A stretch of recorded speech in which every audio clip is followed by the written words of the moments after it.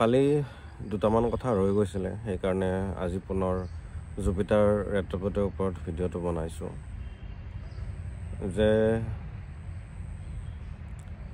Jupiter ৰেট্ৰগেট থকা মানুহবোৰৰ মানে প্ৰাৰম্ভিক পৰ্যায়ৰ একাডেমিক ৰিজাল্ট যিটো সেইটো ইমান ভাল নহয়।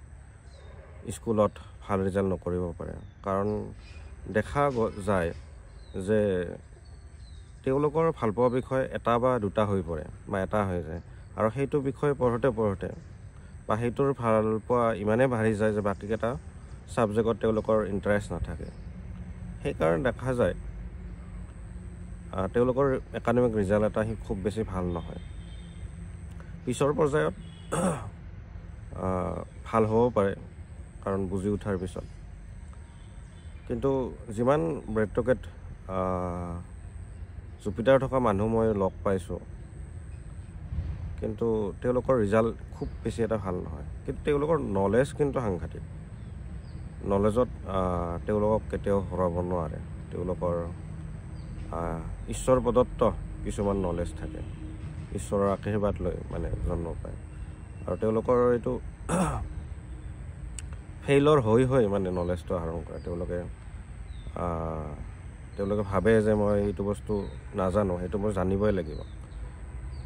তেনেকুৱা ভোক বেলেগ মানুহৰ নাথাকে, কিন্তু জুপিটাৰ বক্ৰী হৈ থাকিলে তেনেকুৱা ভোক এটা থাকে।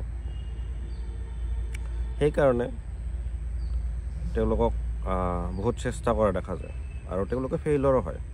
কোনো এটা কাম কৰিব যাওঁতে তেওঁলোকে ৩-৪ বাৰমান ফেইল হয়, তাৰপিছতে তেওঁলোকে যদি ছাকচেছ পায়।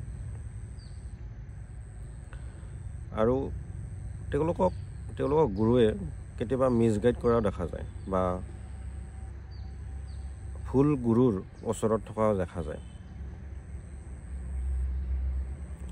তেনেকুৱাও সেই হয়।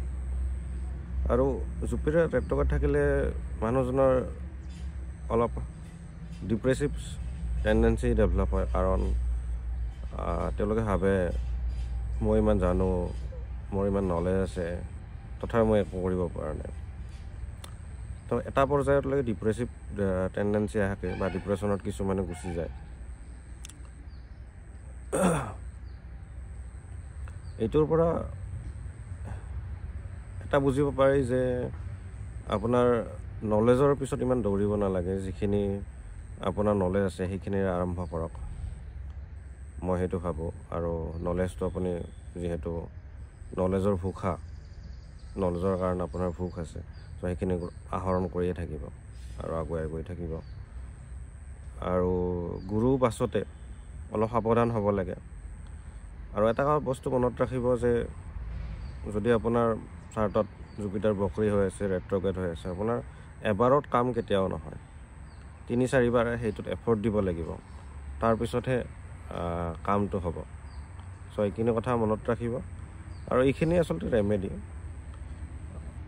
জুপিটাৰ ৰেট্ৰগেট হ'লে, যে আপুনি বেছি ভাবি চিন্তি নকৰি, আপুনি মন বেয়া কৰি ডিপ্ৰেশ্যনত গুচি যাব নালাগে। আপোনাৰ যিখিনি নলেজ আছে সেইখিনি আগবাঢ়ক, আৰু বেছি ভাবি চিন্তি নাথাকিব।